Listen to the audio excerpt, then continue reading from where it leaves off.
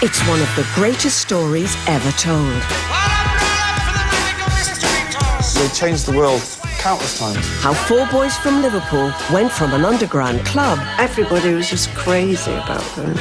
...to top of the British pops. I loved it when I did woo, and then my hair went shaking all over the place. Before conquering the planet. The Beatles are the biggest thing that ever happened in pop music. In just 8 short years, the Beatles caused a revolution. They were magic for nearly a decade. With groundbreaking sounds. The Beatles did it their way. Trend-setting fashions. They were the kings of the 60s. And a fab sense of humour. And the rest of you could just rattle your jewellery. Over the next 2 hours, we'll celebrate the band that ripped up the rulebook and made Britain cool around the world. They absolutely have to be world's #1. But just what is the nation's favourite Beatles #1?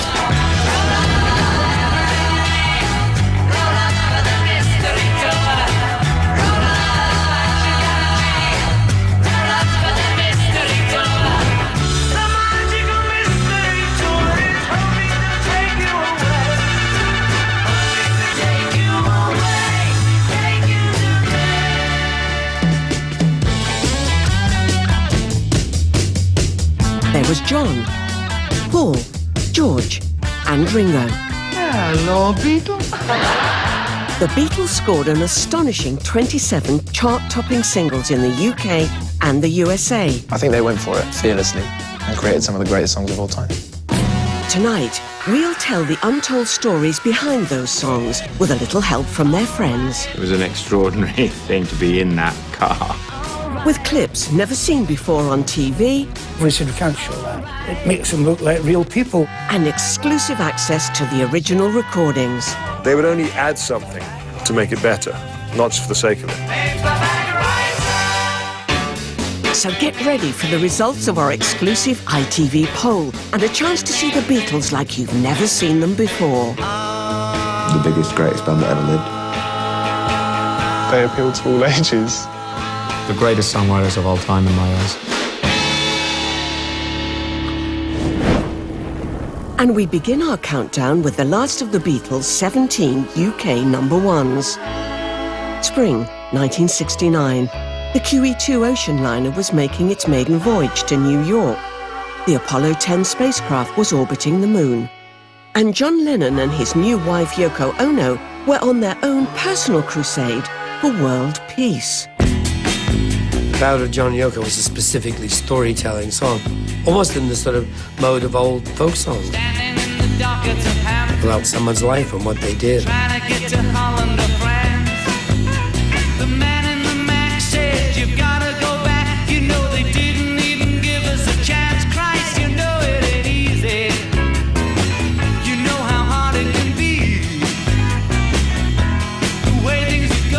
Every record is a time capsule of where they were at a particular time, and the Ballad of John and Yoko was, of course, about John and Yoko getting married. Finally made the plane into Paris, honeymooning down by the Seine.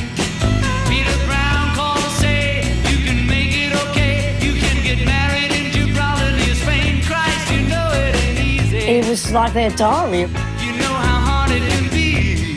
John and his great peace mission. The way things are going, they're gonna crucify me. And the bedding in Amsterdam. Drove from Paris to the Amsterdam Hilton, talking in our beds for a week. There were John and Yoko in their night clothes, holding white tulips. We're only trying to get us some peace. Christ, you know it ain't easy. We all got the message. It was peace, peace, peace. And of course the Ballad of John and Yoko followed. The way things are going, they're gonna crucify me. John Lennon rang up Paul and said, look, I've got this idea for a song about his life outside the group, actually, with Yoko Ono. And that evening, Paul wanted to record it. Last night the wife said, oh boy, when you're dead, you don't take nothing with you but your soul. The other two Beatles were abroad, so Paul McCartney plays the bass and the drums and the piano. John Lennon played both guitars and sang the main vocal. Newspaper said, she's gone to his head. They look just like two gurus in drag. Christ, you know it ain't easy. Imagine someone doing that now. You know how hard it can be. Imagine, you know, the Ballad of Jay-Z and Beyonce. Brilliant. They're gonna crucify me. Day Tripper is a great song and a great riff. It was like the first riff I learnt on a guitar.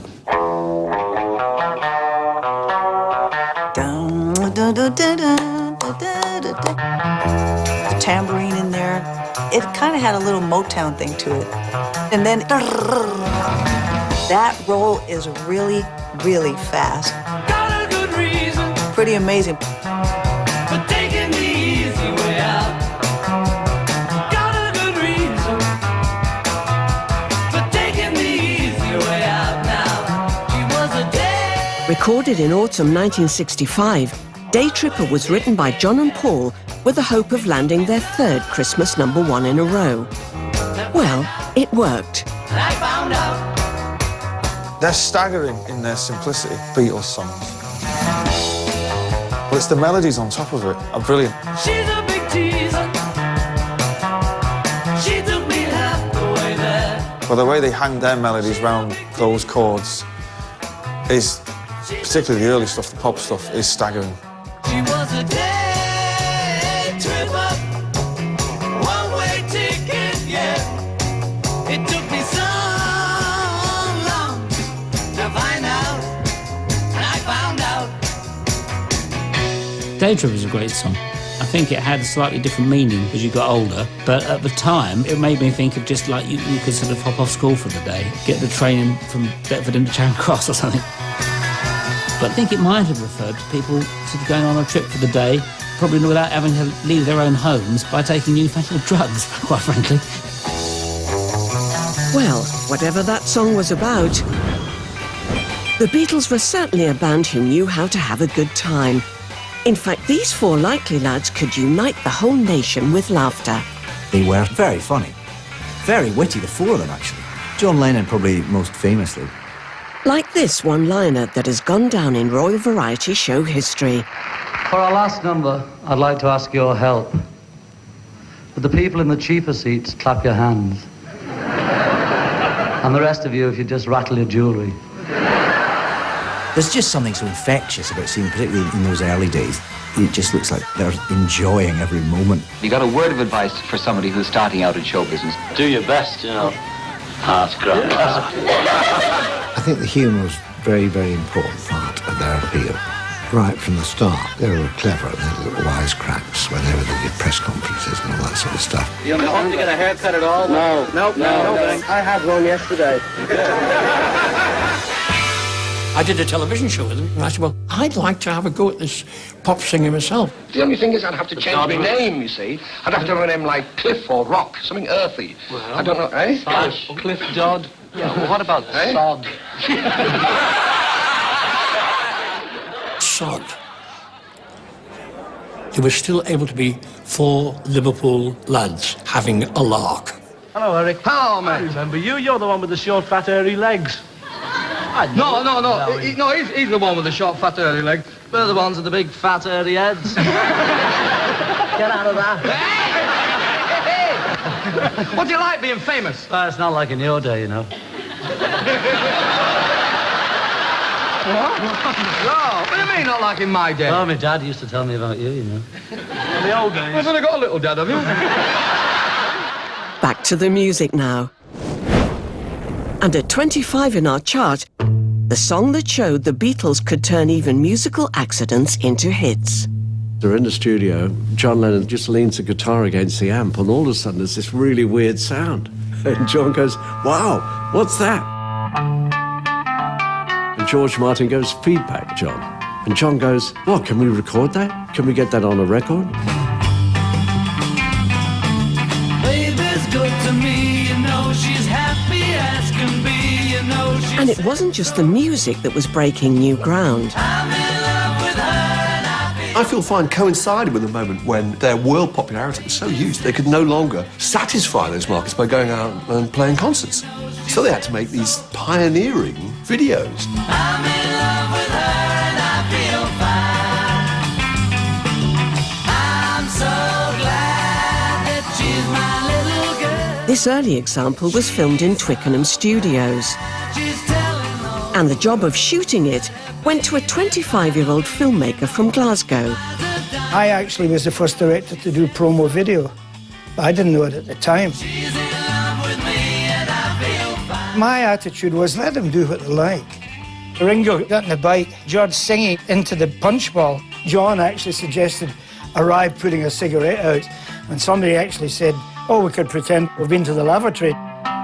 Their manager, Brian Epstein, said, stop it, be serious. He wanted to have them playing instruments and sing.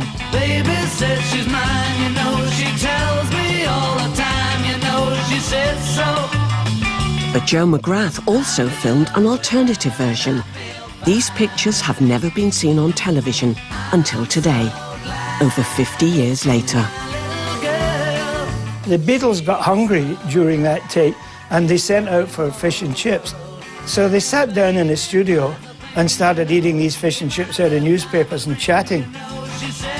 So I said, just roll the cameras in it and put a track over it. Because Brian was there, and at the end of it, he came over and said, you can't show that. Makes them look like real people, like the Rolling Stones. They never showed it. We're celebrating the most successful band in chart history, the four lads from Liverpool who unleashed teenage mayhem in the early 60s. The whole thing was astonishing. There'd never been that kind of hysteria. But what was it really like being there to see the Beatles? You couldn't hear anything. All you could hear was us screaming. I loved it when they did woo, and then my hair went shaking all over the place. But it was just like the most amazing thing to actually be there and see them. Everybody wanted a piece of the Beatles. Some were lucky enough to get it. I started getting asked for bits of shirts, hair, fingernails. I drew the line on fingernails. I'd stand in the corner while George was getting his hair cut, and then I would pick it up and put it in an envelope. And sometimes I would get them to sign the envelope to say, like, this is Paul McCartney's hair. In autumn 1963, a new word was invented to describe the phenomenon. I was credited for coining the phrase Beatlemania. Expression came right out the top of my head after going to one of the very early Beatle concerts. The Mirror night editor picked Beatlemania up out of my text and put it straight onto the front page. So Beatlemania was really born. The Beatles' first single, Love Me Do, had been a top 20 hit in the UK, and the follow-up, Please Please Me, topped some, but not all, of the then different singles charts. But with Beatlemania on the rise, it would be a case of third time lucky. From Me to You, I think it's an absolute breakthrough record. Had all the great trademarks of the Beatles, which were, at the time, bizarrely, harmonica,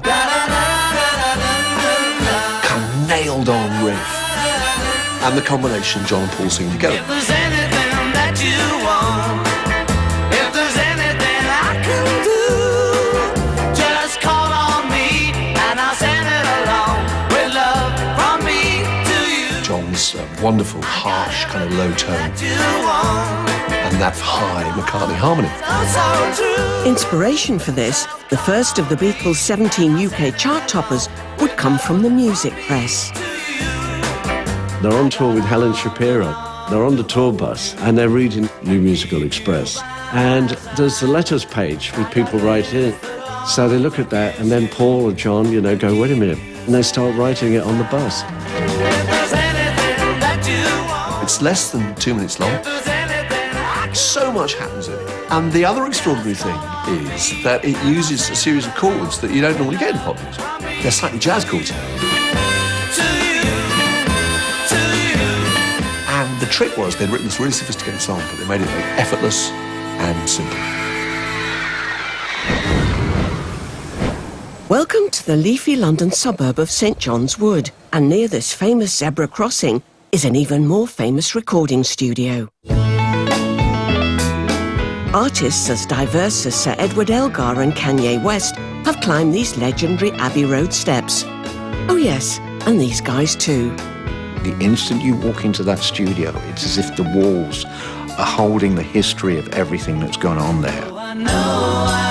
It was here, in Studio 2, that the Beatles created many of the world's favourite songs. The band would be down here on the studio floor, and my dad and the engineers would be up there.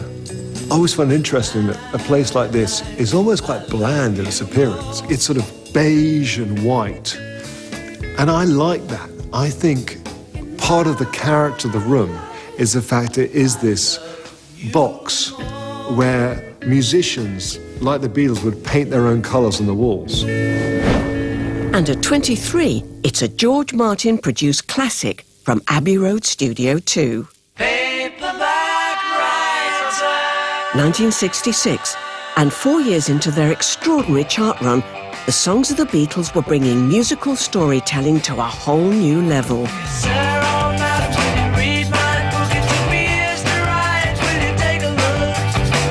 Based on a novel by a man named Lear. I need a job, so I want to be a paperback writer. Their lyrics were amazing. Sophisticated lyrics.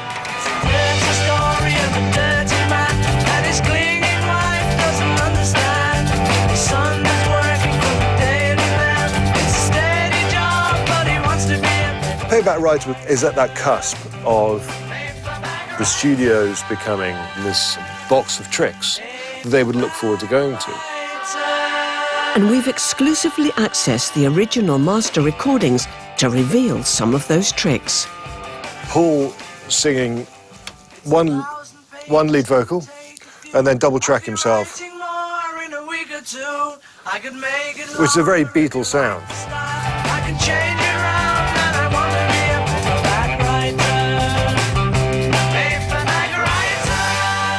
Père Jacques, obviously, is a French traditional children's song. I think it's John and George adding extra harmonies while Paul's playing bass. Both Paul's Paperback Writer and John's B-side Rain were treated to lush-looking colour music videos, although their young American director found himself being asked some tricky questions. John Lennon asked me which song did I like best. And so I was thinking, well, how do I handle this in a kind of diplomatic way? And then I said, well, gee, I think they're both just so great. And John sort of turned away from me because he wanted me, I think, to come down on one side more than the other because he was looking for bare truth. And he didn't want any polishing of the apple, as it were. Our tour of famous Beatles landmarks continues in Savile Row, London, known for its tailors and for a remarkable event which took place one lunchtime in January 1969. Michael Lindsay Hogg was the director again, this time shooting the climax of the Beatles' final movie, and what would be the band's last ever public performance. We almost didn't shoot the roof and let it be because George didn't want to, Ringo didn't want to, Paul wanted to very much. John didn't say anything at first. We had 11 cameras, we were ready to go. And then John said, let's do it. Jojo was a man who thought he was a loner, but he knew it couldn't last. I was lucky enough to blag my way onto the roof of Savile Row when they done their famous farewell gig.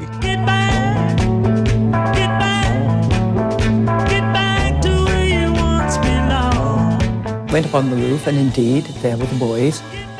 It was so exciting. Nobody had done that before, so, you know, it was like, oh, my God. We were going to do a concert somewhere in the world, but we never could agree where the concert was going to be done. So I suggested that, since they wouldn't go and do it in Tunisia, or wherever the hell we're going to do it, is that we do it on the roof. Get back to where you once belonged. The thing which is wonderful about Get Back is that the Beatles were happy when they were playing on the roof. Back to where you once belonged. Get back, Joe.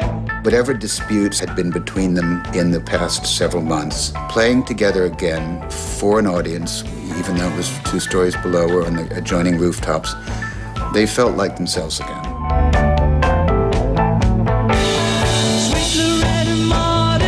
She was a woman, but she was another man. I remember Savile Row is a fairly posh street. Full of tailors, businessmen, directors, and they'd be looking up, thinking, what the hell is going on there? The sound was turned up really loud. I'm sure somebody complained.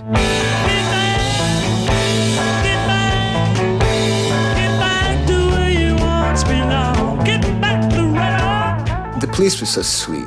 They were bobbies who were sort of thrilled to be up on the roof with the Beatles, except they had to close the show down. One of the policemen came in, climbed up on the roof. He said, "Mr. McCartney, could you tell me how long you'll be?" He got through, I think, half a dozen songs. They got a lot of good footage. Police actually did nothing.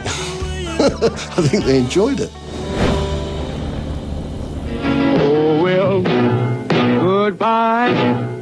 Even giants like the Beatles had their heroes. And in 1968, Paul McCartney decided to pay a musical tribute to one of his. 50s rock and roll piano legend, Fats Domino. With John Lennon lending Paul a hand on the lyrics, Lady Madonna was a song that Fats Domino would go on to record himself. Lady Madonna, children at your feet, wonder how you managed to make ends meet. Lady Madonna, definitely one of my favourites. It's very beautifully written. I like little things in the writing like rhyming suitcase and bootlace. Friday night arrives without a suitcase.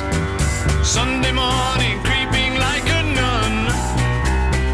Monday's child has learned to tie his bootlace. See how they run. The Fab Four played a lot of instruments, but they couldn't play everything, and Lady Madonna needed a specialist. They hired Ronnie Scott to come and play tenor saxophone on it. He was one of the greatest musicians in this country. And the boys accompanied this jazz great with their own brass section. Kind of. It was John, Paul and George. Similar to the kind of sound that you get when you put paper over a comb. See how they run. Quite funny. Lady Madonna lying on the bed. Lady Madonna has a particularly strong resonance with me because piano records weren't in the charts then. And suddenly this record came out that not only had a piano on it, but was like just what I wanted to play like.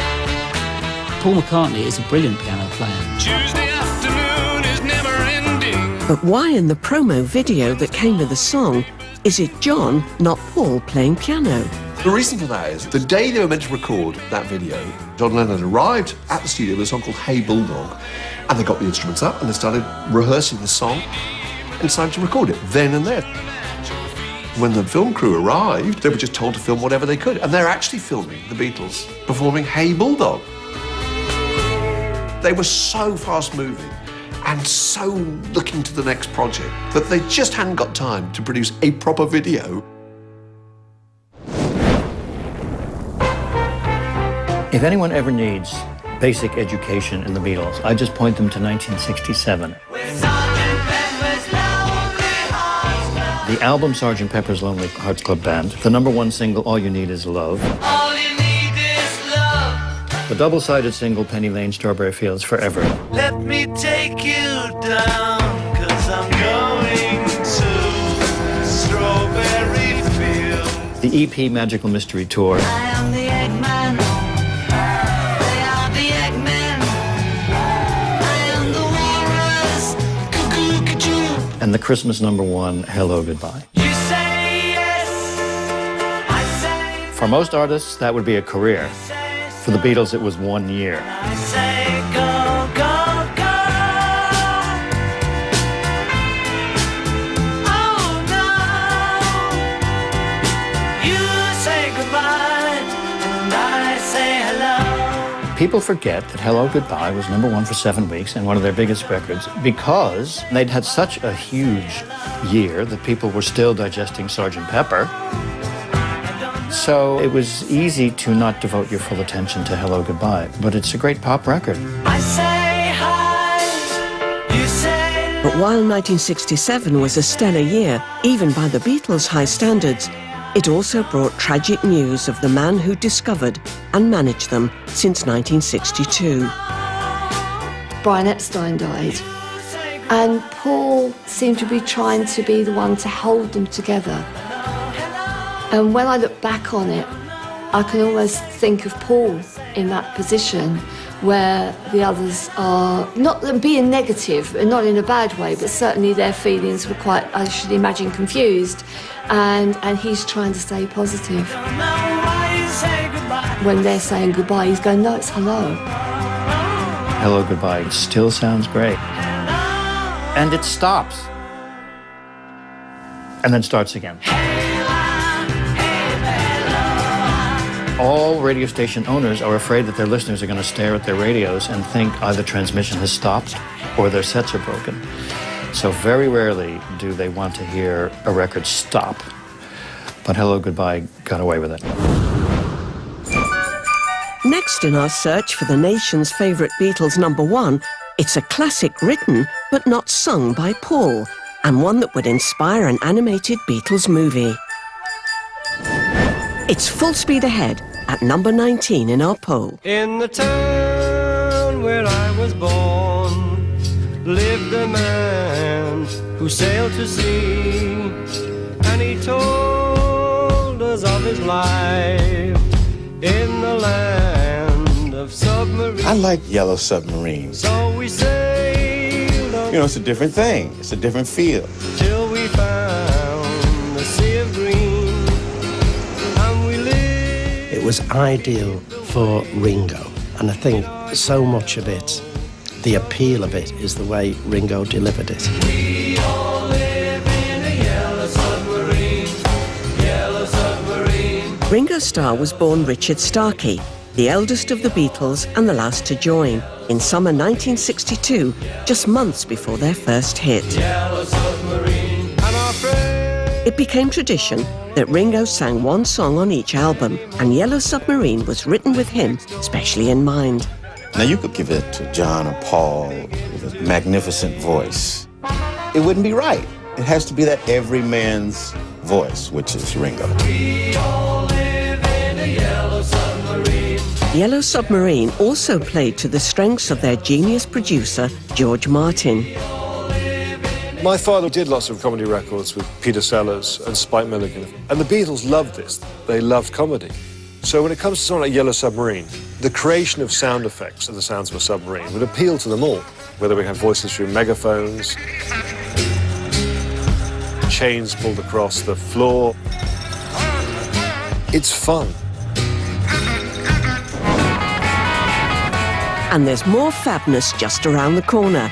Anyone care to guess the next stop on our magical mystery tour?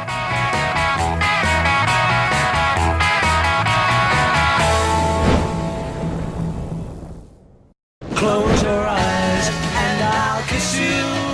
Welcome back to the nation's favourite Beatles #1. It's February 1964, when plans were agreed to build a Channel tunnel. Cassius Clay changed his name to Muhammad Ali, and the Beatles were about to make musical history. America, here they come. George, John, Paul and Ringo had found a new world to conquer. They hit America like a lightning bolt. It was the American thing that was absolutely dazzling. The way they'd just gone to America, everyone went absolutely mad. Never been a British group that had ever done that before. And let's check out Ringo. Hi, baby, this is WINS, Winds on 1010. Ringo from the Beatles talking. These accents with this different type of haircut. Hello, everybody, WINS, there we go. That whole thing drove the girls crazy. I want to kiss one of them. I love them. Wherever the Beatles went on this first US trip, future legends of documentary making, the Maysles brothers, were filming the madness as it unfurled. Tomorrow night at 7, the Beatles read their own poetry on a documentary, Meet the Beatles. Oh, all over the world. Oh, really? I don't get that. I don't understand this. Tomorrow night from 7 to 8, here it wins. Don't. We ain't written no poetry. Filter cigarette. And part of the team at the heart of the action was a young English TV producer. It was an amazing moment. We went in a limousine to the Ed Sullivan Theatre. How are we going to get in then? Girls were all lined up outside, kids hitting the windows and so on.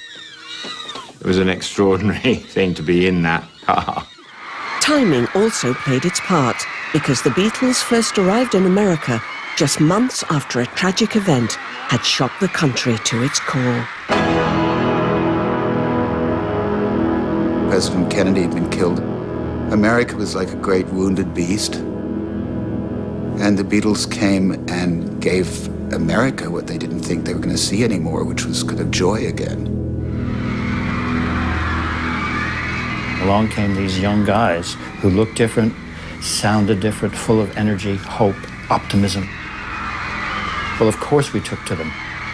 And it's a song that topped the singles charts in America, but not back home, that's next in our countdown of the nation's favourite Beatles #1s. 8 days a week. It was a great part of a great album over here. First track, side 2, but there they took it off the album, released it as a single. Guess you know it's true. On their second US tour in 1965, the Beatles found the crowds had grown ever larger and wilder. Hold me, love me, hold me, love me. I ain't got nothing but love. And when they played at New York's Shea Stadium to a record-breaking crowd of 55,000 adoring fans, the Fab Four became the first band in music history to play to such an enormous audience. The irony was that the Beatles were storming the States with their own unique take on the new sound of Black America, coming from labels like Motown. The Beatles loved Motown and Stax and Atlantic and all those great soul records. I love you. On their early albums, the Beatles covered many American soul classics, which then influenced the songs they were writing themselves, like this one.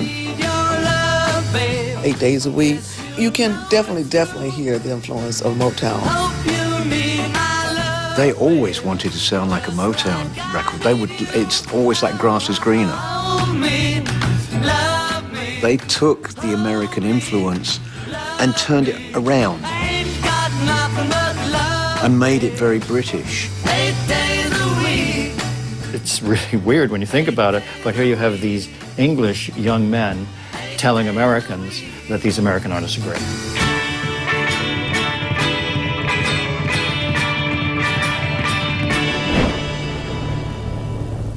All the songs say Lennon and McCartney, but they're usually a John song or a Paul song, but sometimes they do really work together on one. Try to see it my way. Do I have to keep on talking till And that was true about We Can Work It Out. while you see it your way?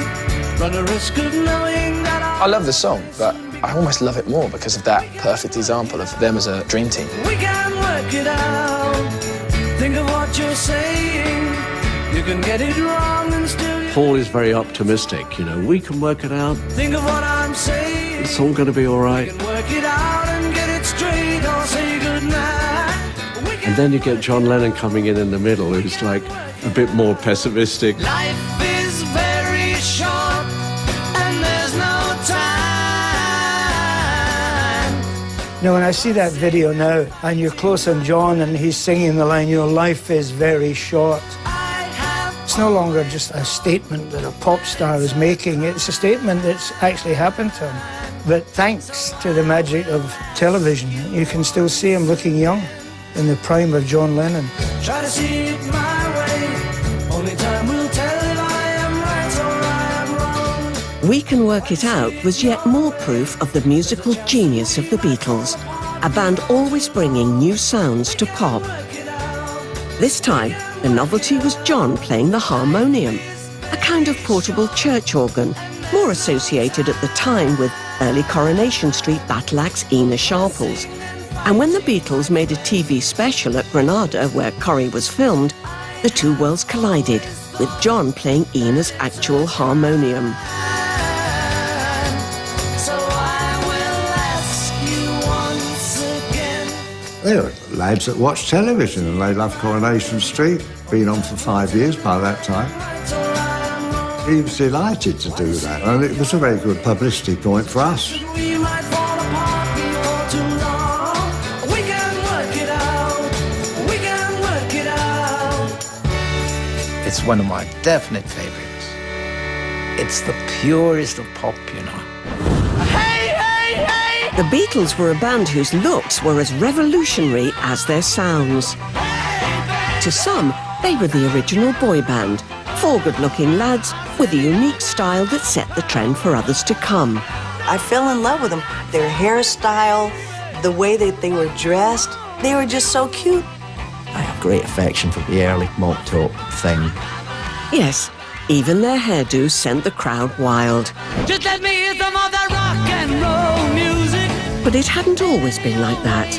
In their early days at the Cavern, they looked like a down-and-dirty rock and roll band. We just bought leather jackets, so it ended up we're all on stage with them. We'd always worn jeans because we didn't have anything else at the time. Yeah. So we bought leather pants and we looked like four Gene Vincents, only a bit younger, I think. My mother never got over the fact that they were scruffy. She used to call them the Dirty Beatles. That's why I go for that rock and roll. We all loved it. We thought they were fantastic. It's like Elvis. And that was it, you know, we just kept the leather gear till Brian came along. 'Cause baby, it's you. But then manager Brian Epstein ditched the leather Baby, it's you. and put his new band into smart suits. What I love now is that people thought they were so kind of scruffy. And they look so sharp by today's standards. My parents said, looked absolutely ridiculous, and that's what made it so marvellous, because the parents didn't like them. Unlike other bands before them, the Beatles didn't settle on one look. As their music evolved, so did their style. Beyonce will have, 44 stylists and hairdressers. Stuff. They didn't have anything. And they chose their own clothes, and they just sort of turned up in what they were turning up in,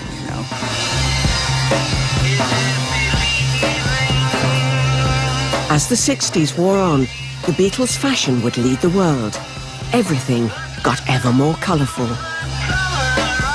Hair got longer and started appearing everywhere. A massive transition from that clean-cut, image they started with to the beards and the long hair. By the end, they were cavemen. Like they were trying to conceal themselves behind bushes of hair. Maybe they were all trying to hide from each other by that stage, I don't know. Time to return to our countdown now.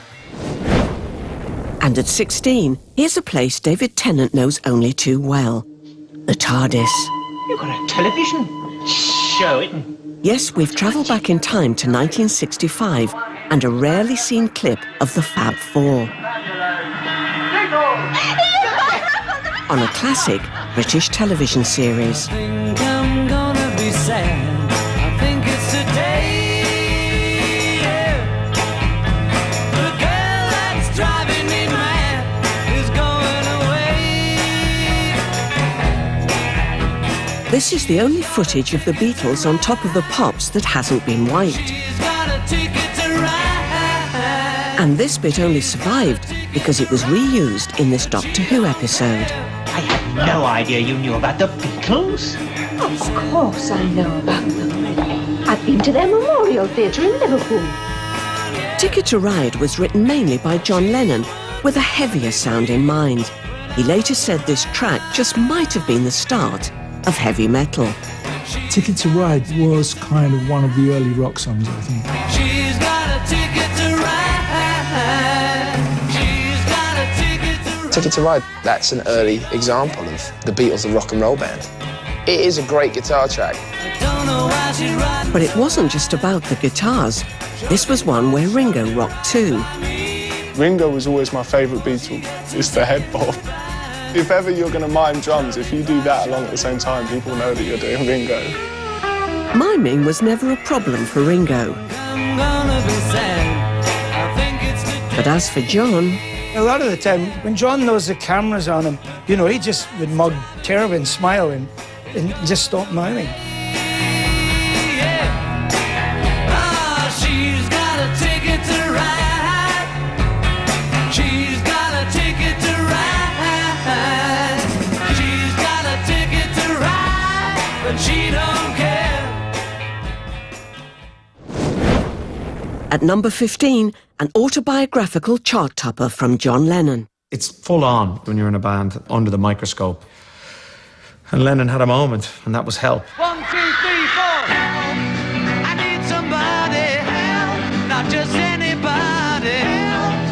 I need someone. Help was John calling for help. When I was younger, so much younger than today. Behind the upsounding music, John's lyrics hinted at the downside of global fame. Now these days are gone, I'm not so self-assured. I think he was beginning to feel the pressure of the whole Beatledom thing. Help me if you can, I'm feeling down. He'd not had any time off at all. Maybe a week's holiday in 2 years. It was a treadmill which the Beatles were still able to cope with. But they were getting a little bit frayed at the edges by this time. And now my life has changed in so many ways. My independence seems to vanish in the haze.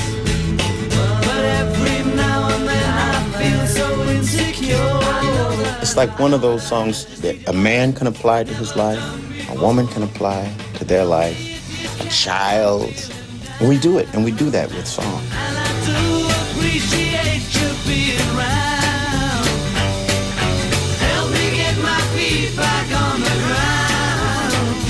Won't you please, please help me? Help was the title track of the band's second film. I was younger, so much younger than today.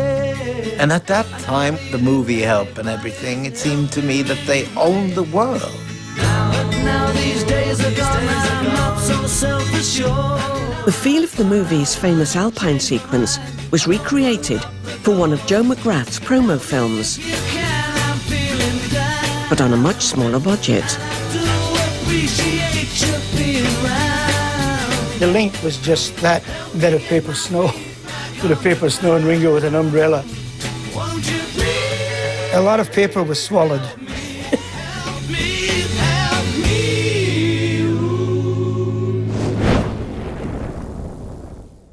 At this midday session at the Cavern, we proudly present the Beatles. Welcome back to our celebration of the Beatles and to the Cavern, a club in Liverpool where they played almost 300 times before conquering the world. The Cavern Club was a unique place. There was something magical there. First time you ever come down the Cavern, you just never forget it.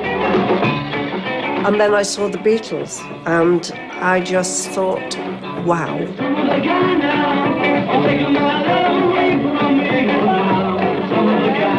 The Beatles were only captured on film at the Cavern once, and this is it, a performance of Some Other Guy, shot by 25-year-old Granada TV director Leslie Woodhead. There was a sense that there was something extraordinary going on in Liverpool with all of these kids playing rock and roll. And I was absolutely blown away by what was going on there, which was the Beatles in full throat doing their thing. Such overwhelming energy. I could feel it coming up through the soles of my feet and into my stomach. There was something really special going on there. Just 6 weeks after this performance was filmed one August lunchtime in 1962, the rest of the country would get its first taste of the excitement when, in the same week as the first Bond film, Dr. No, the Beatles' debut single was released. And it's the song that's been voted number 14 in our exclusive countdown. Love Me Do was just like the opening of the doors for the Beatles. It's like signifies when everything changed. Love, love me do. You know I love you. I'll always be true. I bought it straight away. I didn't have a record player, but I just wanted it in the charts. Love me do. An awful lot of Cavernites done the same. They didn't have record players. Love me do. But other Cavern regulars weren't so sure. Love me do. Love Me Do had been all over the Merseybeat newspaper, which was the Bible in those days. And suddenly it was going to be a hit. And that's when we started to feel a little bit threatened. Love me do. Hang on, we buy this, or if they get famous, they'll leave the Cavern, and what will we do then? Someone to love. Somebody new. There was stories about people saying, don't buy it, you know, they'll get famous.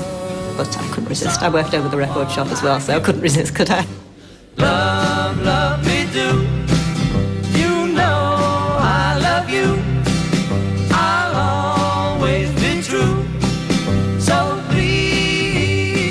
Love Me Do stalled at a modest number 17 in the UK charts in late 1962, but that was only the beginning of the song's chart success. It wasn't a number one in Britain. It was a number one in America, but that's because when the Beatles broke so massively, all of the tiny companies that had the rights to the earlier Beatles singles put them all out again at once, and they were all hits at once. And so, in the first week of April 1964, the Beatles had the top 5 in America. Love me do. You know I love you. And they then had another number one creep in, which was Love Me Do. So please, love me do. The Americans didn't know it was out of sequence, but they were eager to buy anything by the Beatles, so it was taken to number one.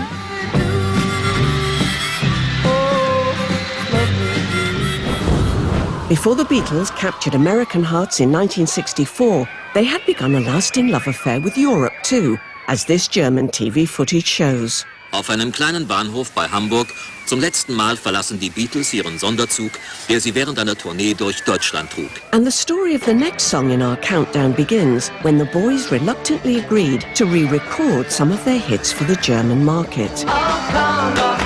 Come to me, du nimmst mir den Verstand. After recording new vocals for Sie liebt dich and Komm gib mir deine Hand in Paris, the band still had an hour left in the studio.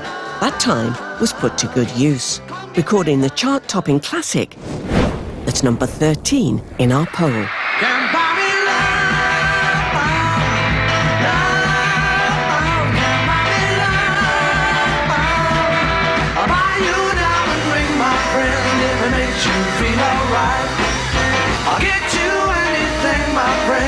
Makes you feel alright. I don't care too much for money. The Beatles were a rock and roll group. They were a fantastic rock and roll group. But they invented their own version of it, and it was like an incredible version of it. When I heard those records, I sort of just got that excitement. I don't care too much for money. Money can buy me love. Can't Buy Me Love was so different from everything that went before. You thought, wow. You knew it was the same band because you recognised Paul's voice. That was the astonishing thing. Every single was different. Say you don't need no diamond ring, and I'll be satisfied. Tell me that you want the kind of thing the money just can't buy. I don't care too much for money. Money can buy me love. Ken Scott was the engineer on many Beatles hits and would go on to work with stars like David Bowie as a producer. But in 1964, he was a starstruck junior employee at EMI Records. I first started at Abbey Road when I was 16. I was a huge Beatles fan. Within a couple of weeks, I had in my hand this box. I happened to notice that the name at the top was the Beatles, and I saw 2 of their songs, but the titles were in German. And then there was another one I'd never heard of called Can't Buy Me Love. I don't care too much for money. Money can buy me love. I had the tape in my hands before anyone had ever heard it. It was amazing.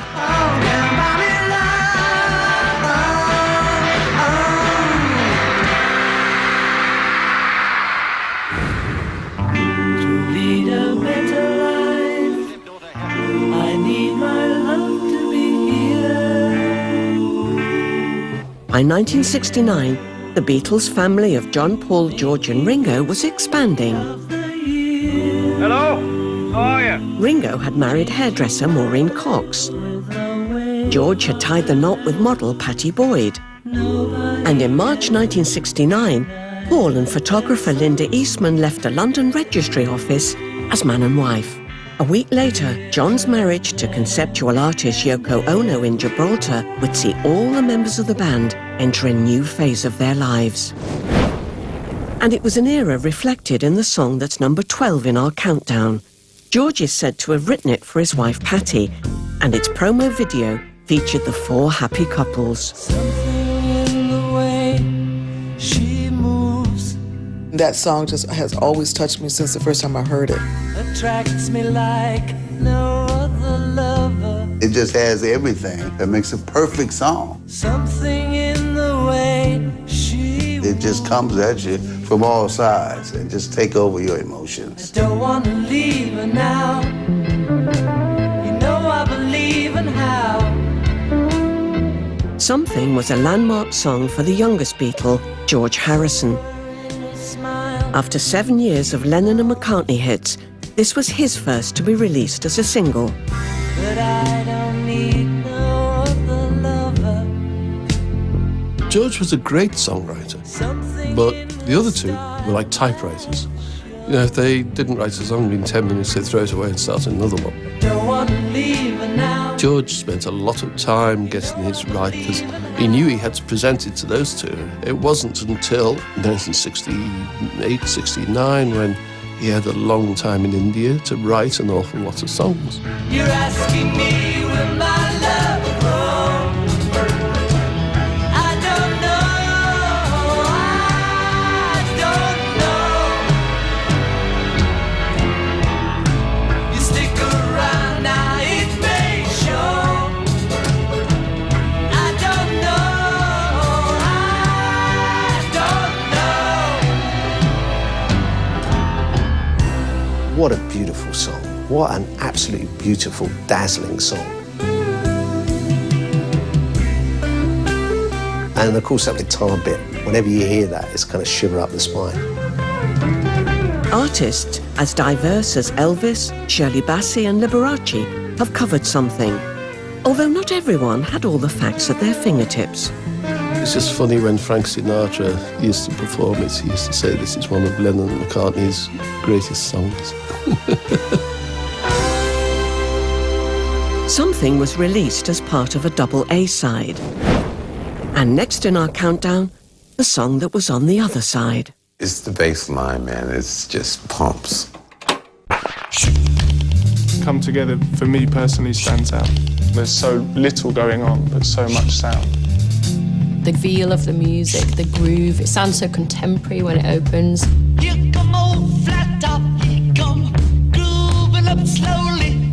Got Jude eyeball. The words that come together so great. What a great poem, like a modern, it's like a beat poem. John Lennon always had that weird sense of humour. To be a joker, he just do what he please. And that ability just to go off into this made-up, crazy world. What is it about?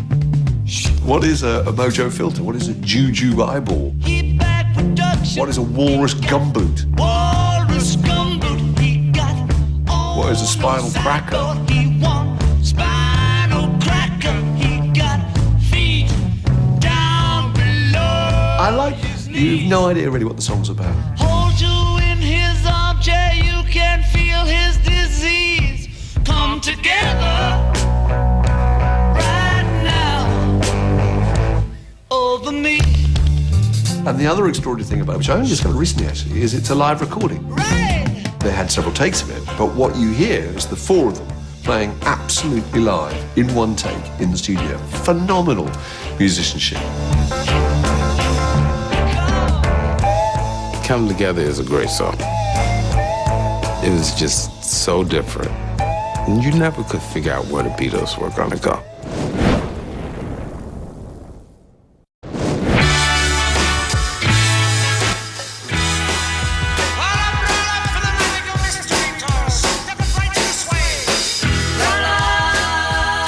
Our magical trip through the incredible career of the Beatles continues in Liverpool, their home city, where tourists still flock to see where it all started.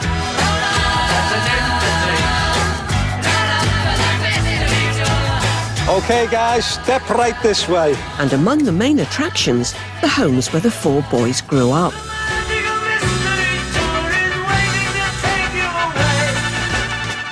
We're in number 9 Madison Street, and this was the birthplace of Ringo Starr. George's childhood address would stay with him throughout his career. Arnold Grove was a name that George used to use when he was signing in and out of hotels. That was his alias. The homes of John and Paul have been restored by the National Trust to how they would have looked when they were boys. John lived here on Menlove Avenue for 18 years. And this is the very porch where John and Paul practiced their vocals. They'd sing Elvis's Blue Moon in there and try to recreate the harmonies of the Everly Brothers. There are songs which are definitely known to have their genesis here in the house. They are What Goes On, I'll Get You, Hello Little Girl, but perhaps most famously of all, Please Please Me. Nearby on Falkland Road, Paul's house was where some early Beatles songs got their first hearing. One of them, She Loves You, performed to an audience of one, Paul's dad, Jim. Jim listened and he said, "It's great, I like it, but I'm not so keen on the Americanisms in the chorus. Can you change those?" So Jim wanted, "She loves you, yes, yes, yes." He didn't like the yeah, yes, a bit too American at the time for Jim. From its debut in Paul's front parlour, She Loves You would go on to take the world by storm. And it's number 10 in our countdown. The first Beatles record I bought must have been She Loves You. It sounded so fresh. It was like the teenage girl anthem. Everyone would jump up and down and sing. It was so brilliant.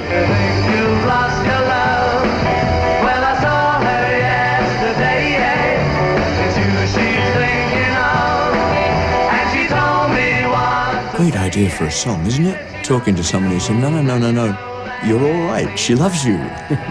That can't be bad. She loves you, and you know you should be glad. They changed my world in so many ways because suddenly it was a group and they sang their own songs. And that was a revolution. Now she says she knows. Because it made so many like me think, maybe I could too. Maybe I should. The other thing about it was that it brought George Harrison, very significant, to the front line.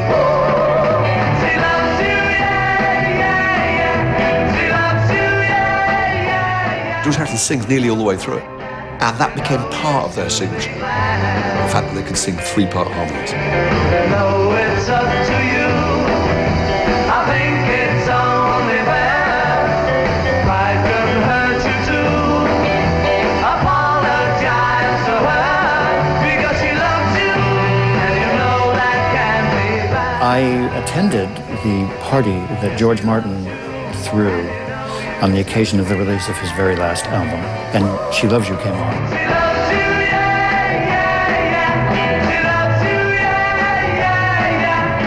I noticed there was a fellow dancing up and down in the corner, and I looked a little bit closer, and it was Ringo Starr. When it was over, he said, "Great record." Well, who can disagree? You know you should be glad.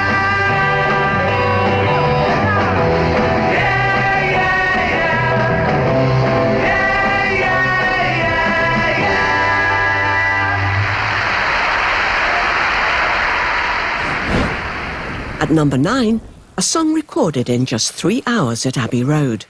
The next song we'd like to sing.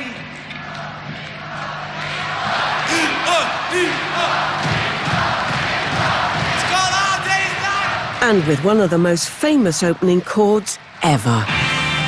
Guitarists around the world have tried to work out what chord that is. And the reason why they haven't done so is because it's not just a guitar that's playing. A piano is being hit. If I just play the electric guitar, you have this. It sounds like Hard Day's Night, but it's not. It's just a chord. If I play all four, 2 guitars and 2 pianos, you get the depth of that chord. It's been a hard day's night, and I've been working like a dog. It's been a hard day's night. John Lennon wrote A Hard Day's Night with a little help from one of his friends.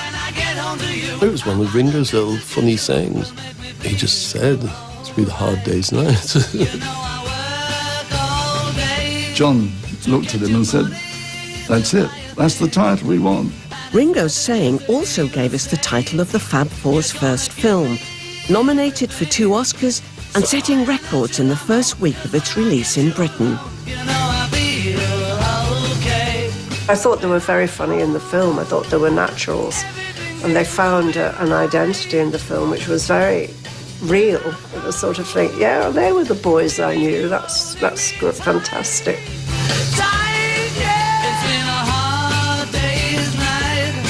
They didn't get them to play roles they weren't comfortable with. They were basically playing themselves, which was a very clever thing for them to do. I should be sleeping like a love, but when I get home to you, I find the things that you do. Ringo and his character is really well captured in that film. Now you've got inferiority complex, you have. Yeah, no, that's why I play the drums. Paul's cheeky chappy, everybody's friend feel is also brilliantly caught. And John's rather sardonic feel. How did you find America? Turn left to Greenland. And George has allowed a few rather wicked asides. What would you call that hairstyle you're wearing? Arthur. For its Liverpool premiere on July the 10th, 1964, the four international movie stars returned home to a reception even wilder than those in the film. 200,000 people were in Castle Street and Dale Street alone.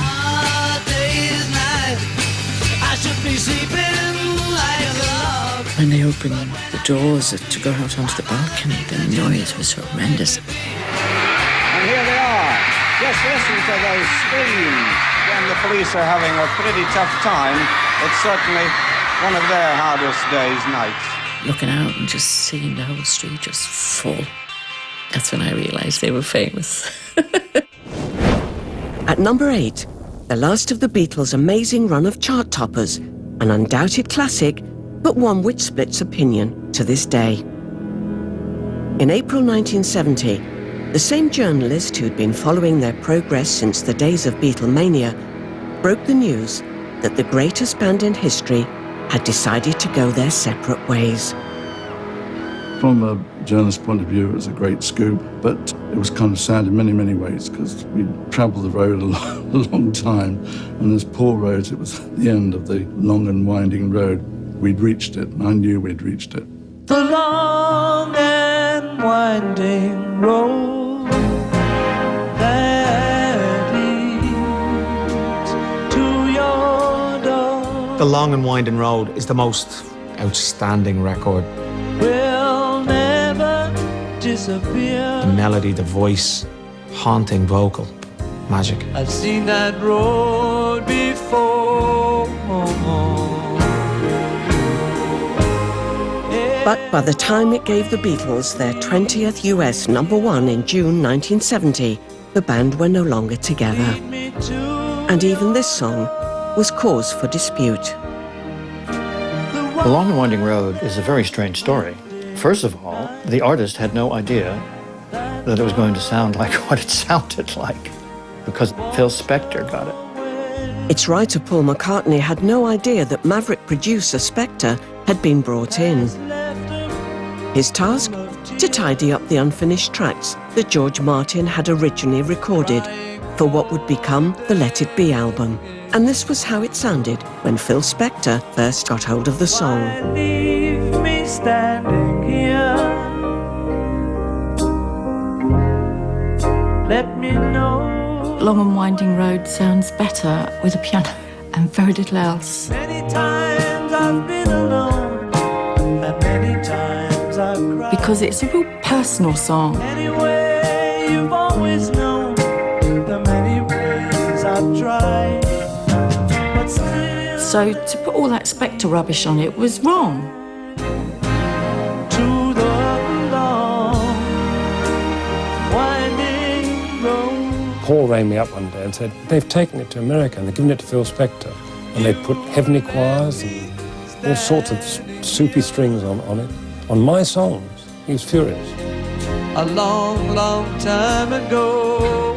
I got a call, could you come and do an arrangement for this song, The Long and Winding Road? I started off quite modestly, you know, with 6 violins and 3 violas for each other. Lead me to your door. But then I kept getting calls from Phil saying, oh, I'd like a few more violins, a few more strings, some brass and some horns and some harps and even a choir. And I thought, oh, yeah. So I did it.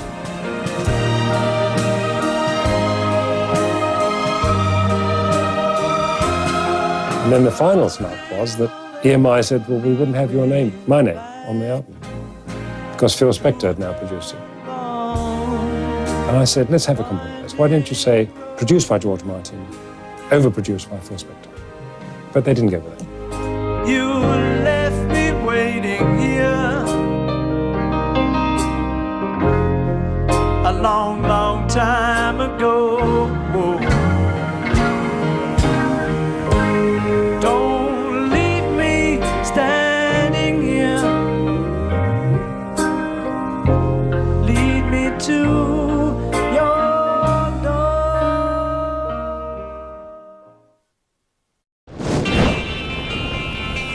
The story of the next Beatles #1 in our exclusive countdown begins here in London at the family home of Paul McCartney's then-girlfriend, actress Jane Asher.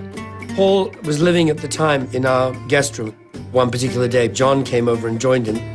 They were down there a couple of hours, and then Paul stuck his head up the stairs and asked if I wanted to come down and hear what they were working on, what they'd finished.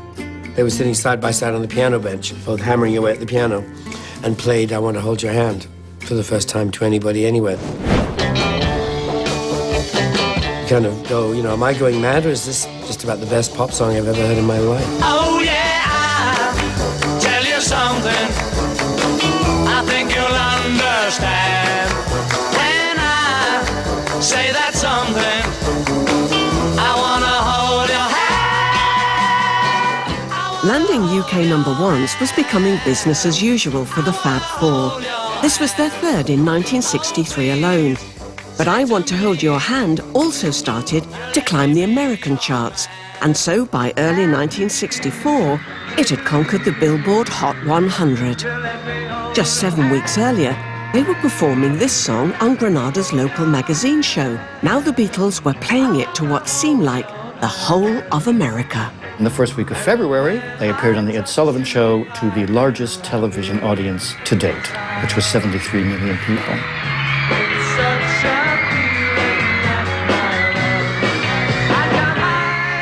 I did see the Beatles play The Ed Sullivan Show, and it was amazing. I fell in love with them. We were all saying who liked who. I like Paul, I like John, I like George. I like Ringo.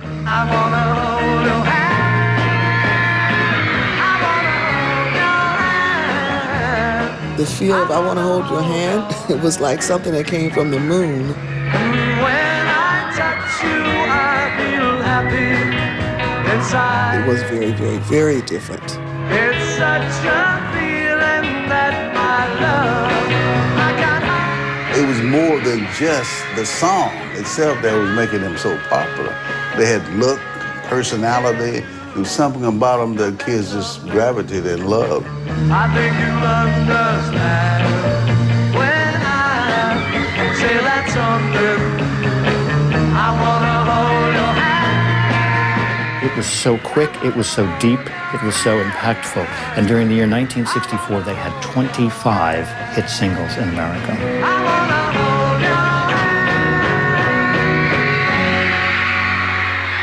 Next, we're moving on 3 years to 1967 and the great Beatles album that got away. Let me take you down, 'cause I'm going to Strawberry Field. The Beatles decided to make a concept album Nothing is real. about their life and the early days in Liverpool. The first song for it, which Paul wrote, was Penny Lane, and then John wrote Strawberry Fields Forever. But sadly, the Liverpool-themed album was not to be. Strawberry Fields Forever. Instead, the two songs were brought together for what many consider the greatest double A-side ever. It's amazing to think that this classic combination was the first Beatles single for 4 years not to reach #1 in the UK. But Penny Lane's slice of Liverpool life did strike a chord in the States, where it reached the top of the charts. And tonight, it's #6 in our countdown. Penny Lane, there is a barber showing photographs of every head he's had the pleasure to know, and all the people that come and go. Penny Lane is such a beautifully crafted song. On the corner is a banker with a motor car. The little Jude. Every little bit of it, and so catchy. And the banker never wears a Mac in the pouring rain. Really fantastic production as well. Penny Lane is in my ears and in It was bus terminus, Penny Lane, in South Liverpool, where we all live.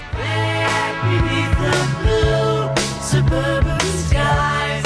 And we'd all sort of meet at Penny Lane to go to places. Penny Lane, there is a fireman with an hourglass, and in his pocket is a portrait of the Queen.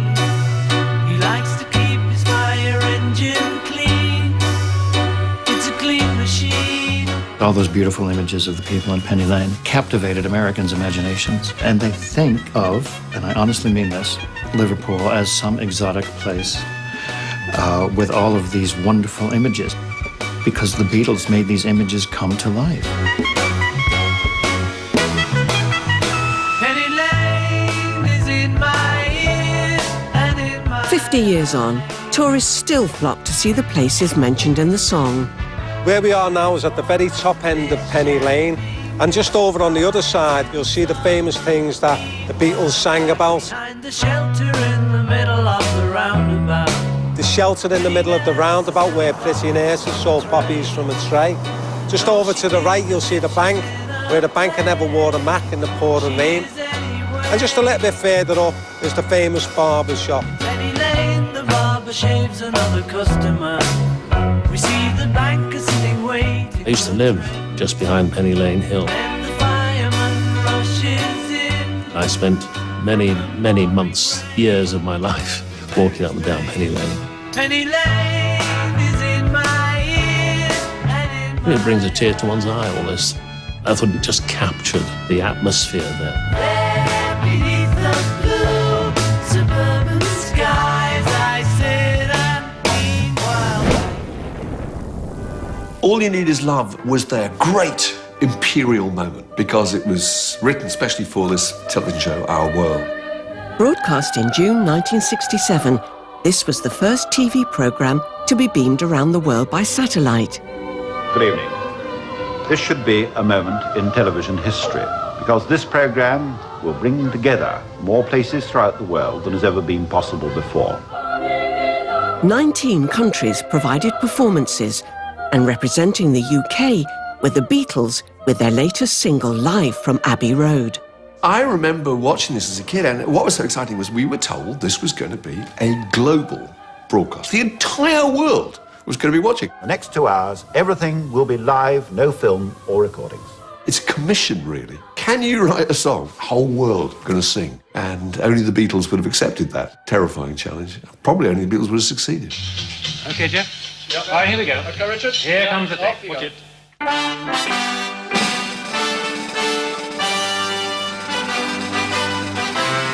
I felt really nervous on the Beatles' behalf. You know, I remember watching it live and thinking, what do they feel? The whole world's watching. And eventually the camera alights on John Lennon, who, if I remember rightly, had his hands on his headphones and his eyes shut and was completely self-possessed. Nothing you can do that can't be done. Nothing you can sing that can't be sung. And was chewing gum. Nothing you can say, but you can learn how to play the game. It's easy. And I can remember thinking, this is how cool are the Beatles? Nothing you can make that can't be made. No one you can save that can't be saved. Nothing The broadcast came just as the summer of love was in full swing, easy. with a song that summed up an era of optimism. All you need is love. Love used to be talked about a lot in the 1960s. There should be a better way of living than everybody just cooperating with each other. All you need is love. And the Beatles are very influenced by that. Love is all you need. In the build-up to this moment of history, fellow Cavan graduates, the Merseybeats, were allowed a rare glimpse of the Beatles at work in the studio as the song came together. They'd done the backing track, love, love, love, love, love, love, love, love, love. That's all we had. And they said to us, what do you think? And what did you say? Well, I like the words. But then Paul kept popping his head outside and said, "John, have you written any lyrics to this song yet?" And John said, "We've got 2 days. It doesn't go out live till Friday." Nothing you can know that isn't known. Nothing you can see that isn't shown. There's no way you can be that isn't where you're meant to be. Here's this ultimate sing-along song. It was uplifting and it meant something and it really worked. I just felt so incredibly proud that this wonderful band were performing a breathtaking song and representing our country. I thought, I bet all the other countries in the world are probably a little bit jealous, actually. All you need is love. All together. All you need is love. Everybody. At number 4, it's the McCartney classic from the Revolver album that topped the singles charts in 1966 as a double A-side with Yellow Submarine.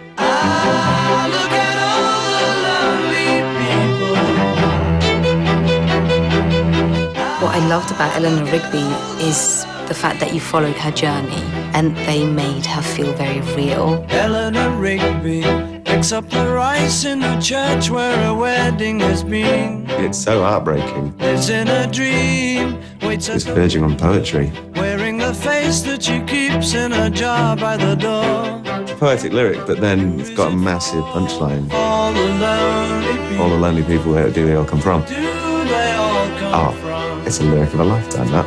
All the lonely people. Eleanor Rigby's very unusual.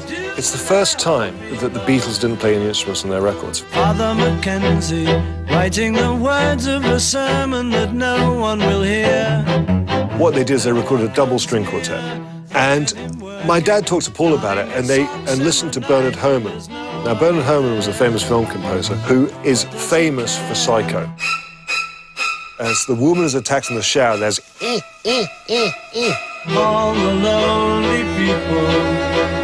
There's an incredibly aggressive sound, and it's almost like a 24-year-old Liverpudlian saying, "I want a string quartet to sound like this," and using my dad as a translator for that. Paul has said that the name Eleanor Rigby came from combining the names of actress Eleanor Bron with a Bristol wine shop. But intriguingly, a stone's throw from where John and Paul first met in 1957, this gravestone can be found. Died in the church and was buried. The majority of fans love the idea that there is a true Eleanor Rigby, so they're not that particularly bothered if Paul says it's to do with the actress Eleanor Bron. They still want to come and see this grave in St. Peter's Church. It's strange to have a number one that is only string quartet and vocal. And it's just the thought of being able to come into studios, tear out the rule book, break the mold, and then move on to something else was just very Beatles.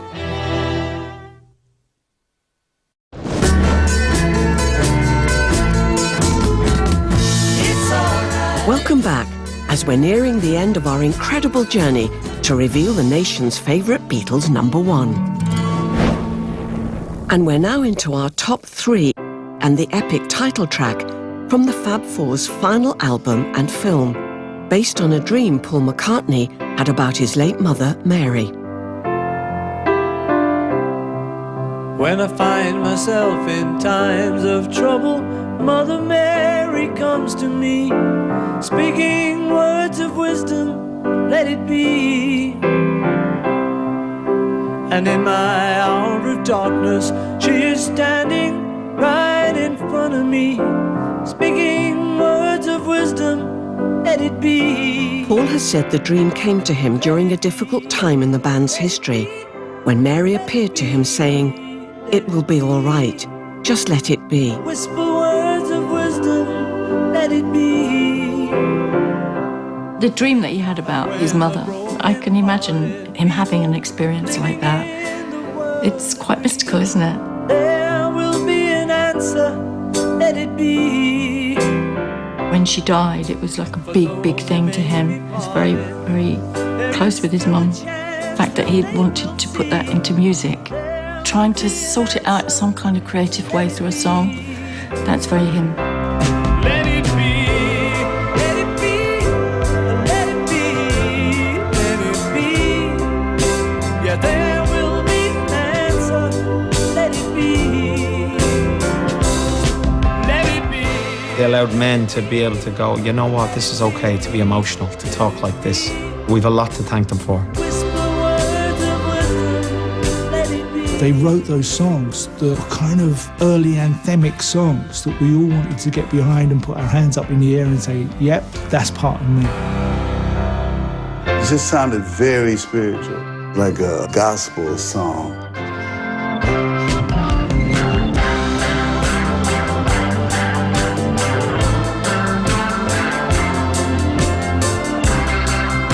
It's very kind of stripped back, simple way of delivering that message. It says all it needs to say, and there's just no need for elaboration. It pretty much sums up how to deal with any situation when you're really struggling.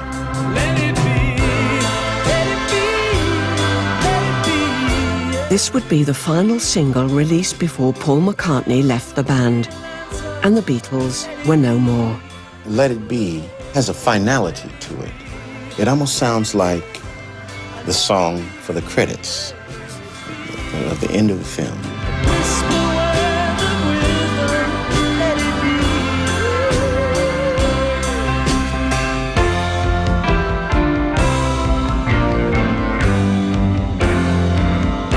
We're now just one Beatles classic away from the end of our countdown. And at number 2, the most recorded song in pop history. 3,000 cover versions so far and counting. Yesterday, all my troubles seem so far away. Now it looks as though they're here to stay. Oh, I believe. Yesterday's one of those songs where you could have taken it a number of ways. Suddenly, ultimately had to be stripped back. not half the man. I had to just sing to you, like, you know, like a lullaby. There's a shadow hanging over me. Oh, yesterday came suddenly. Why she had to go, I don't know. She wouldn't say. I said something wrong, now I long for yesterday. It's got a very identifiable sentiment. Yesterday, love was such an easy game to play. Now I need a place to We're all slightly yearning for what's gone by. Oh, I believe in It's a beautiful song and it connects with people. why she had to go, I don't know. She wouldn't say.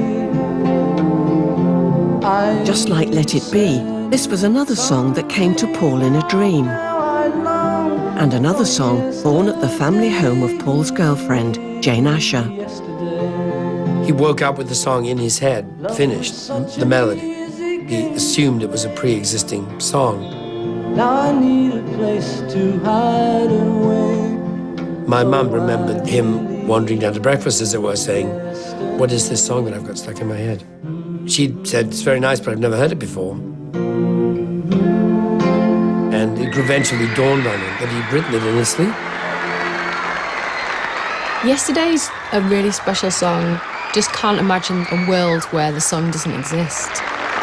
Thank you, Ringo. That was wonderful. Thank you, John. But the time for joking's over as we reach the end of our journey through the extraordinary career of the Fab Four. It's finally time to reveal the song ITV viewers have voted as the greatest Beatles #1 ever. Tonight, we've enjoyed songs that summed up the 60s, songs of pure genius, songs that changed the world, and at #1, it's an anthem that's moved millions of us since 1968, a 7-minute epic, written by Paul for John's son Julian. Prepare to sing along with the nation's favourite Beatles, #1. Hey Jude, don't make it bad. Take a sad song and make it better. Remember to let her into your heart. Then you can start.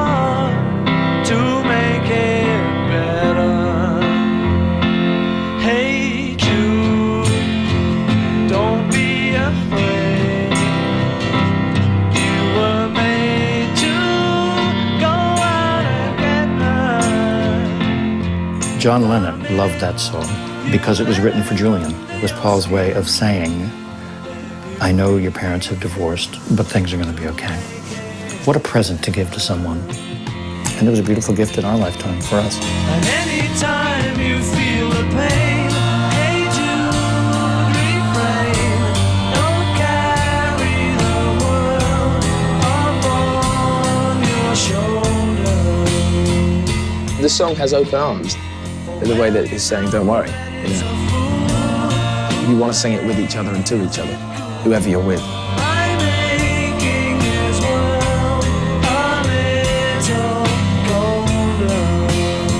It's one of the true pop anthems. It's one of the oldest and greatest.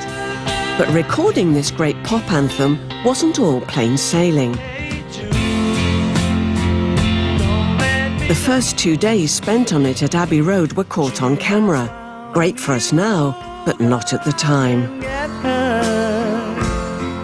There was a film crew in. Typical of a film crew, they said, don't worry, you won't know we're there. Well, we did. They were in everyone's faces. Everyone was quite irate. We finished up not getting anything. So let it out and let it in. It eventually took 6 days to record Hey Jude, the longest time needed for any Beatles single. It would also be the longest Beatles #1. A running time of over 7 minutes meant the band were breaking yet more rules. Back then, radio was 2.5, 3-minute songs. Don't think anyone thought that Hey Jude would get the amount of play that it did get, but it was the Beatles. Who's not going to play the Beatles?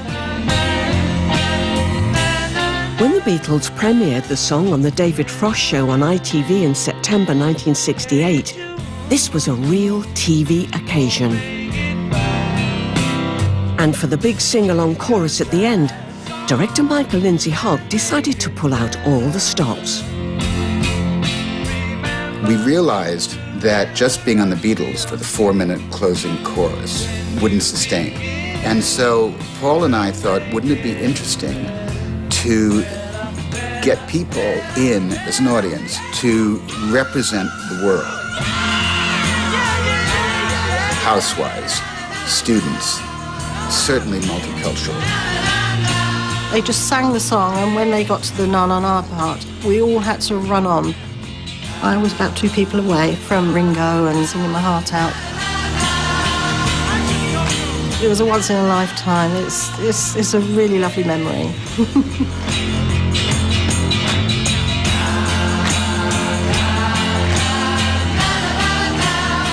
Nothing beats the end. When it's the big sing-along, hands in the air. And at that point as well, if you've got a room full of people, it doesn't matter if they can sing or not. If they want to shout along, that works. If you don't join in on Hey Jude, there's something wrong with you. I love it, that never-ending na na na na. The legacy is their music. Those songs that we all join hands and sing along to at the end of a night. God bless the Beatles. It's now over 50 years since the Beatles first came, saw, and conquered the world. Today, sadly, it's a world without John, a world without George. But the legacy of the greatest band in history remains as strong as ever.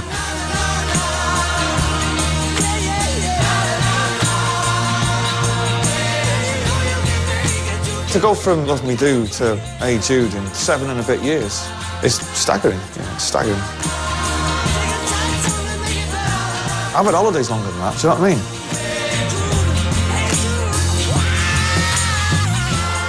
Beatles are the Shakespeare of popular music. There's a quality and there's a longevity to what they did that will outlast all of them and all of us. Their songs will go on and on and on. Like the music of Mozart, it'll stand the test of time because it's so unique.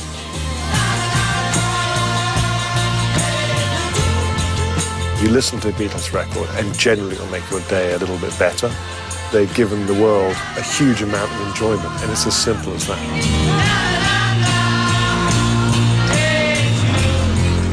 On behalf of the band, I'd like to thank everyone in the UK for their continuing love and appreciation for our music. Our early success was all down to your wonderful support, and we have never forgotten that. Thank you. Paul, you're up next. Hello there. This has been a great program, and I'm very happy to be part of it. I can't believe that after all these years, people are still listening to the Beatles, still playing the music, and I send my best. Have a great one. Peace and love.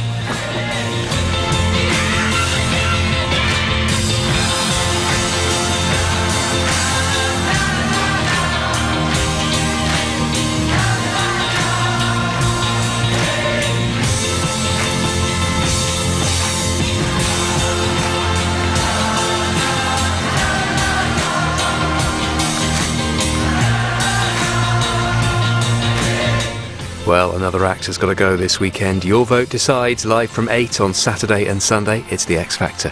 Next tonight, Sean Bean stars in a new drama, The Frankenstein Chronicles, exclusive to ITV Encore. And on ITVB, it's the new series of The Only Way is Essex. Next here, the latest ITV News at 10.